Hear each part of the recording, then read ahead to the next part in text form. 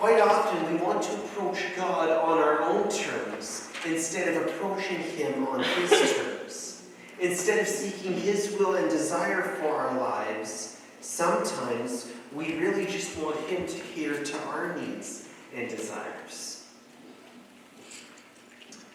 And because of this, sometimes we're not really open to rebuke from God. We don't really want Him to say something to us that might be challenging.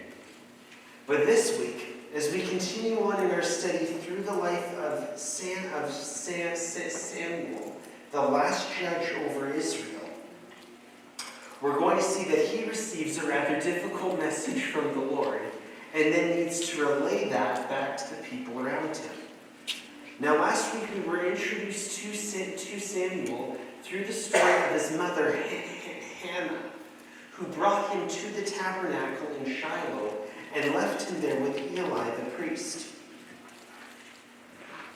And in 1 Samuel chapter 3, after being raised in the tabernacle as a priest, God calls Samuel and gives him this message.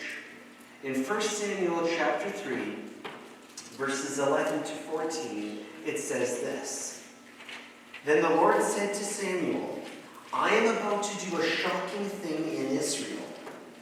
I'm going to carry out all my threats against Eli and his family from beginning to end. I have warned him that judgment is coming upon his family forever because his sons are blaspheming God and he hasn't disciplined them. So I have vowed that the sins of Eli and his sons will never be forgiven by sacrifices or offerings. Now, I don't know about you, but that doesn't exactly sound like a nice message from God. That's probably not what Samuel was hoping to hear. And what on earth is God talking about when he refers to these threats that he's already made against Eli and his sons who are blaspheming God?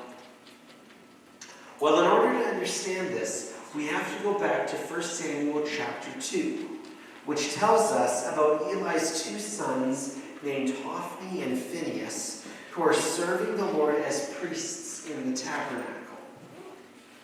But in chapter 2, we find out that Hophni and Phinehas are not exactly doing the best job of serving God as priests in the tabernacle.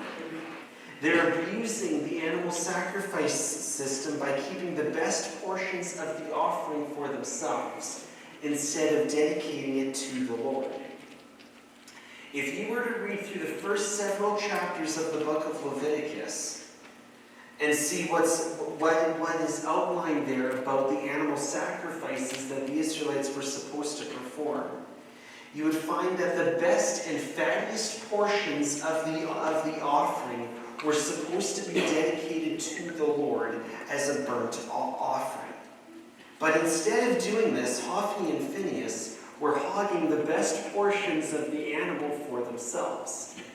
And if anyone tried to question them on that, they would take the best portions anyway, either by threat or coercion.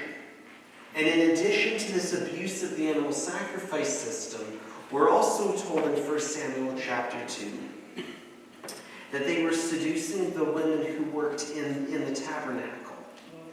What we see through the example of Hophni and Phinehas is that while they're supposed to be serving the Lord as priests, they weren't really approaching God on his terms. Instead, they were just wanting to approach him on their own terms. They were wanting to determine for themselves the best way to worship the Lord. And they were just expecting God to be content with whatever they decided to give him. And this is why God pronounces judgment over Hophni and Phinehas. Because in reality, we're not the ones who get to define the rules and determine what's right and what's wrong. That's God's job, not ours. Our job is to come before the Lord with a humble and submissive spirit. Our job is to go to God on his terms, not on our terms. But while 1 Samuel chapter 3 reveals judgment on Hophni and Phinehas for their sins against the Lord, it doesn't just place blame on them. God also pronounces judgment on their father Eli, who has not been disciplining them for this. Now, Eli, the priest, is someone who has shown himself to be a good, godly man, someone who really does love the Lord his God. But while Eli is a godly man, we also see in these verses that he's quite a passive man. And in God's mind, this is still a really big problem. What God's message to Samuel about Eli reminds us of is the fact that there are sins of commission and sins of omission. Sins of commission are where we actively do things that are wrong. But there's also sins of omission, which is when we fail to do things that we really ought to do. And Eli's example shows us that those sins of omission are just as problematic as sins of commission. And this is a really important thing for us to remember in our lives today. Because just like Eli, many of us struggle with this reality of sin being present in the world around us. And oftentimes we don't really want to do anything about it. This is especially the case in our culture today, where we're trained that the loving thing to do is just let people be. Just let them do whatever they want to do, regardless of what God has to say on the subject. And the truly unfortunate part about this is that just like the case of Eli and his sons Hophni and Phinehas, this is also often a problem within the church as well. But what we learn through God's words to Samuel is that if we really love the people around us, then we will want to gently and lovingly correct them and steer them back to the Lord. Because at the end of the day, we really need to be approaching God on his terms and not on ours. Reading on, it says that Samuel stayed in bed until morning. Then got up and opened the doors of the tabernacle as usual. He was afraid to tell Eli what the Lord had said to him. But Eli called out to him, "Samuel, my son." "Here I am," Samuel replied. "What did the Lord say to you? Tell me everything. And may God strike you and even kill you if you hide anything from me." So Samuel told Eli everything. He didn't hold anything back.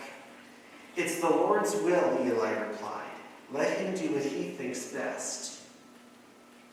Now, as difficult as this message would have been to hear the night before, it would have been even more hard to relate to Eli the next day. Back in chapter 2, a prophet who is simply described as being a man of God goes to Eli and pronounces judgment on him and his sons, promising that Hophni and Phinehas will not reach old age. And what we're seeing here in chapter 3 is that Samuel is beginning his prophetic career by confirming this message from chapter 2. And this must have been a very difficult thing for Samuel to say to Eli. Because something that we need to remember is that Samuel has spent most of his life assisting Eli as a priest in the tabernacle. So in many ways, Eli would probably have been a father-type figure in Samuel's life. But Samuel's actions here remind us that even when it comes to people who are close to us and who we love dearly, we still need to be faithful to God's word. We still need to speak the things that God wants us to speak. We need to be approaching God on his terms, and we can't deceive the people around us into thinking that they can approach God on their own terms. Then we see the fulfillment of this prophecy that Samuel makes in chapter 4. It says, "At that time, Israel was at war with the Philistines. The Israelite army was camped near Ebenezer, and the Philistines were at Aphek. The Philistines attacked and defeated the army of Israel, killing 4,000 men. After the battle was over, the troops retreated to their camp, and the elders of Israel asked, "Why did the Lord allow us to be defeated by the Philistines?" Then they said, "Let's bring the Ark of the Covenant of God from Shiloh. If we carry it into battle, it will save us from our enemies." So they sent men to Shiloh to bring the Ark of the Covenant of the Lord of Heaven's armies, who is enthroned between the cherubim. Hophni and Phinehas, the sons of Eli, were also there with the Ark of the Covenant of God. When all the Israelites saw the Ark of the Covenant of the Lord coming into the camp, their shout of joy was so loud it made the ground shake. So in chapter 4, we're told that Israel goes to war with the Philistines. But the first day of battle doesn't exactly go very well for the Israelites, and they lose 4,000 men. So what they decide to do is bring the Ark of the Covenant out into the battlefield, because they assume that if the Ark of the Covenant is with them, then they are guaranteed to win. Now, the Ark of the Covenant was the most revered religious object in Israel's history. It was basically a big box made of wood and overlaid with gold. It had been built when the Israelites were camped out by Mount Sinai on their way out of slavery in Egypt and on their way to the promised land of Canaan. And the ark was stored within the tabernacle, specifically within the innermost room in the tabernacle, which is referred to as the Holy of Holies. And what made the ark so special is the fact that it contained the 2 stone tablets that God had given to Moses, which contained the 10 Commandments inscribed on them. The ark also contained a jar of manna, which had rained down from heaven in the wilderness, and Aaron's staff, which had budded in Numbers 17. The ark represented God's presence among the people of Israel, and it was believed that God's Spirit dwelt between the 2 cherubim, which are the 2 angels depicted on the lid of the ark. But while the ark was a very important object from Israel's history, the Israelites are making a critical error in their thinking about the ark when they bring it onto the battlefield with them in 1 Samuel chapter 4. While the ark represented God's presence among the Israelite camp, this does not necessarily mean that it guaranteed that God would be with them no matter what they did. What we actually see here in 1 Samuel 4 is that the Israelites are superstitiously treating the ark like a good luck charm or a rabbit's foot. They quite literally are trying to put God in a box and thinking that they can use God's presence on their own terms to suit their own agenda. We don't actually see any indication here that the Israelites are seeking the Lord and are trying to discern His will and asking Him if they should do this. Rather, they just want to do their own thing and expect that God will perform for them. But we see that this is a critical error. Carrying on, it says, "What's going on?" the Philistines asked. "What's all this shouting about in the Hebrew camp?" When they were told it was because the ark of the Lord had arrived, they panicked. "The gods have come into their camp," they cried. "This is a disaster. We have never had to face anything like this before. Help! Who can save us from these mighty gods of Israel? They are the same gods who destroyed the Egyptians with plagues when Israel was in the wilderness. Fight as never before, you Philistines. If you don't, we will become the Hebrew slaves, just as they have been ours. Stand up and fight like men." So the Philistines fought desperately, and Israel was defeated again. The slaughter was great. 30,000 of the Israelite soldiers died that day. The survivors turned and fled to their tents. The ark of God was captured, and Hophni and Phinehas, the two sons of Eli, were killed. So we see here that God's presence is not something that we can objectify and use for our own gain. The Israelites mistakenly believe that they can put God in a box and use him to pursue their own agenda. But what I find really interesting about this passage is the Philistines' reaction to the ark. In verse 8, the Philistines panic, and they say, "Help! Who can save us from these mighty gods of Israel?" They are the same gods who destroyed the Egyptians with plagues when Israel was in the wilderness. What we see here is that even though the Philistines are thinking in their pagan polytheistic mindset, thinking that Israel has multiple gods, they still display a fear of the Lord. And that fear of the Lord is rooted in what God has done in Israel's past. And this is kind of interesting to me, that the Philistines are aware of the plagues that God had brought against Pharaoh and the Egyptians all the way back in the book of Exodus, which happened about 500 years before this battle in 1 Samuel chapter 4. But the Philistines are aware of this event in Israel's history, and it's producing in them a fear of the Lord. In some ways, they almost seem to have a greater reverence for God than the Israelites do. But we also see that God is obviously not with Israel in this battle.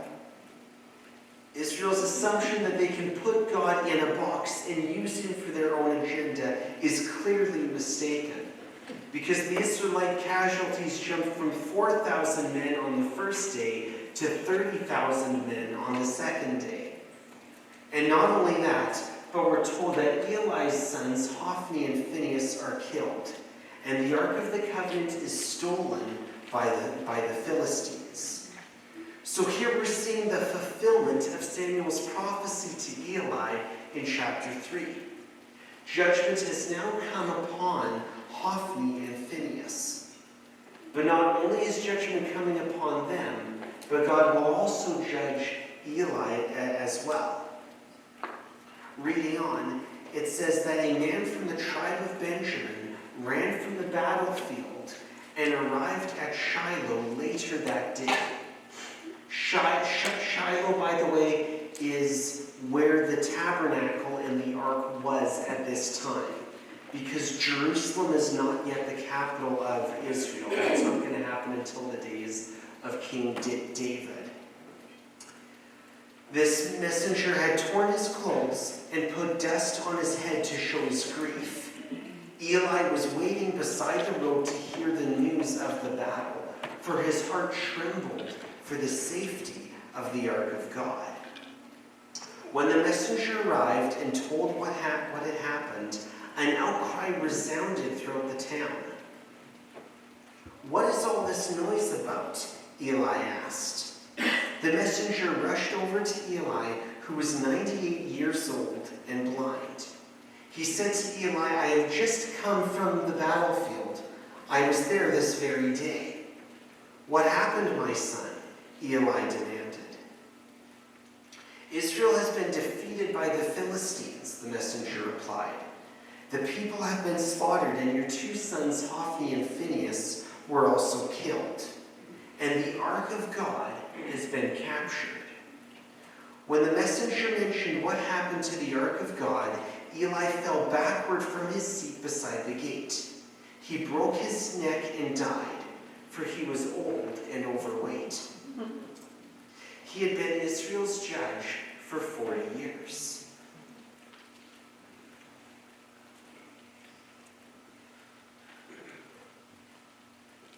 Now, what I find most interesting about this passage about Eli's death is the fact that Eli's primary concern seems to be for the ark of God.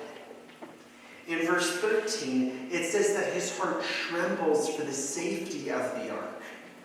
And then in verse 18, it's when the messenger mentions what happens to the ark that Eli falls over in his seat and dies. And this is why I said earlier that Eli shows himself to be a godly man, even though he's a very passive man. He seems to have a true and genuine love for the Lord. And this passage also shows us the central place that the Ark of the Covenant played in Israel's worship. The fact that Eli is so concerned for its safety and literally falls off his chair when it's lost shows us that it was a deeply revered symbol in ancient Israel. Since the Ark of the Covenant represented God's presence, it really devastated the entire Israelite community when it was lost. And that's why Indiana Jones had to go find it again.